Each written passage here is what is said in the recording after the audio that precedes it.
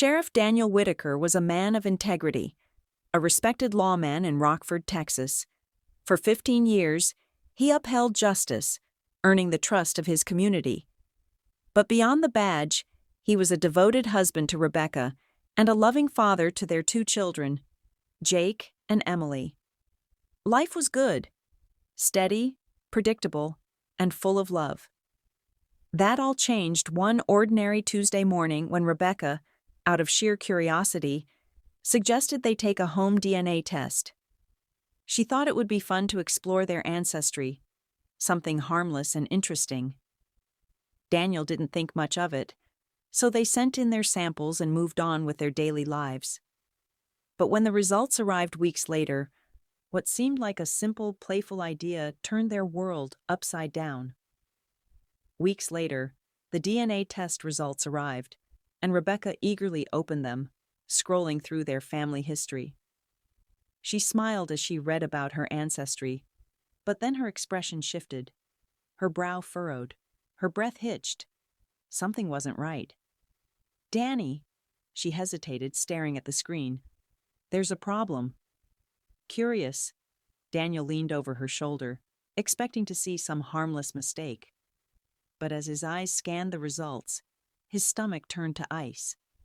His name wasn't listed as a genetic match for Jake and Emily. His own children, the ones he had raised, loved, and protected, weren't biologically his. His hands trembled as he scrolled further, his pulse pounding in his ears. Then the final blow landed like a hammer to his chest. The test had identified a close male relative as their father. There was only one person who could fit that profile: his younger brother, Aaron Whitaker. The room suddenly felt smaller, the walls closing in. His mind raced, trying to make sense of the impossible. How? When? Why? He turned to Rebecca, his voice barely a whisper. "Tell me this isn't true." Her eyes filled with tears, but she said nothing. And in that silence, Daniel's world shattered. The life he thought was his, the family he had built, had been a lie all along. Daniel didn't wait for an explanation. His body moved on instinct, rage burning through him as he grabbed his keys and stormed out. He barely remembered the drive to Aaron's house on the edge of town. His hands were clenched so tight around the steering wheel that his knuckles turned white. When he pulled up, he didn't bother knocking, just pounded on the door until Aaron finally answered. Aaron's face lit up with a smile, but it vanished the moment he saw Daniel's expression. "What's going on, man?" he asked, his tone uneasy. Daniel didn't respond. He just stood there, fists trembling, eyes locked onto the man he had trusted more than anyone. "You better start talking," he growled. Aaron's gaze flickered with something. Confusion? Fear? He stepped aside. "Come inside. Let's talk." Daniel walked in, but he didn't sit. The weight of betrayal pressed down on him as he stared at the walls lined with pictures of Aaron's life. Carefree, unburdened. Did he feel no guilt? No shame? Aaron let out a heavy sigh and ran a hand over his face. "You already know, don't you?" Daniel's jaw tightened. "I want to hear you say it." Aaron hesitated, then finally spoke. "It happened years ago, before you and Rebecca got married. We had a thing, but it ended when she chose you." His voice wavered. "I swear, I didn't know the kids were mine." Daniel felt his blood boil. "You're lying," he snapped. "Rebecca was pregnant after we got married." Aaron swallowed hard, looking away. That hesitation was all the confirmation Daniel needed. He let out a bitter laugh, shaking his head. "You knew," he seethed. "You knew, and you let me raise them as my own." "Danny, please." Aaron reached out, but Daniel recoiled. "Don't you dare say my name." His voice shook with fury, his heart hammering against his ribs. He turned and walked out, slamming the door behind him. The night air felt suffocating as he got back into his truck, gripping the steering wheel with trembling hands. The truth clawed at his chest, suffocating him. His own brother, his own wife, his whole life, his marriage, his family, was nothing but a lie. Daniel barely spoke for the next 2 days. He stayed in the house, but he wasn't really there. He sat in silence, staring at the walls, trapped in an endless loop of memories now poisoned by betrayal. Every laugh, every bedtime story, every scraped knee he had bandaged, it all felt like a cruel joke. The children he had loved as his own, the woman he had built a life with, had all been stolen from him before he even knew what he had lost. Rebecca tried to talk to him, but he refused to look at her. She sat across from him, eyes red and swollen, whispering desperate apologies, explanations he didn't want to hear. "Danny, please," she begged, reaching for his hand. He pulled away like her touch burned him. How could she expect him to just listen? To act like everything wasn't broken beyond repair? At night he lay awake, staring at the ceiling, listening to the quiet sobs coming from the next room. He should have felt something. Grief, sadness, anything.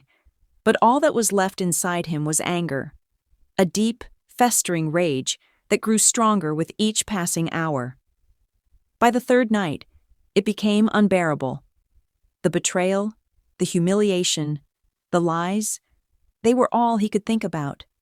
His hands clenched into fists, his jaw locked so tight it hurt. The world had taken everything from him. And now, something inside him snapped.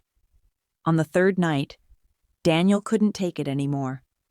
The rage had consumed him, leaving no room for reason, no space for doubt. His hands moved on their own as he reached for his service weapon, the familiar weight settling in his palm. His breaths were slow, steady, too calm for what he was about to do. Without a second thought, he grabbed his keys and drove through the empty streets of Rockford, the town he had once sworn to protect. But tonight, he wasn't a sheriff. Tonight, he was a man with nothing left to lose. When he reached Aaron's house, he didn't knock. He kicked the door open with such force that it slammed against the wall. Aaron jolted awake, his face a mask of confusion and fear as he scrambled to his feet. "Danny! What the hell?" Daniel raised the gun, his hand steady. "You ruined my life." Aaron lifted his hands, stepping back. "Please, just put the gun down. We can talk about this." Daniel shook his head. "We already talked." His finger tightened on the trigger. For a split second, Aaron's eyes filled with regret. Then the gunshot echoed through the house. Aaron staggered, clutching his chest as he collapsed to the floor. Blood pooled beneath him, staining the wood. His body twitched once. Then, stillness. Daniel didn't stay to watch. He turned and walked out, his heart pounding, but his mind eerily clear. He drove home, the weight of what he had done pressing down on him. But it wasn't enough to stop him. When he stepped inside, Rebecca was waiting, her eyes puffy from crying. "Danny!" she started, but then she saw the gun in his hand, the darkness in his eyes. She knew. Her lips parted in a silent plea, but no words came. "You stole my life," Daniel whispered. His hand didn't shake. His finger didn't hesitate. Another gunshot rang out. Then silence. Rockford had never seen a crime like this. The town's trusted sheriff, the man who had sworn to uphold the law, was now in handcuffs, led away by the very deputies who once looked up to him. The news spread like wildfire.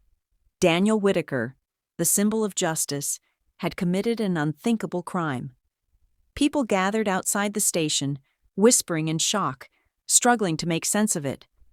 How could this happen? How could he do this? The trial was swift. There was no defense, no drawn-out proceedings. Daniel confessed to everything. The courtroom was silent as he spoke, his voice void of emotion.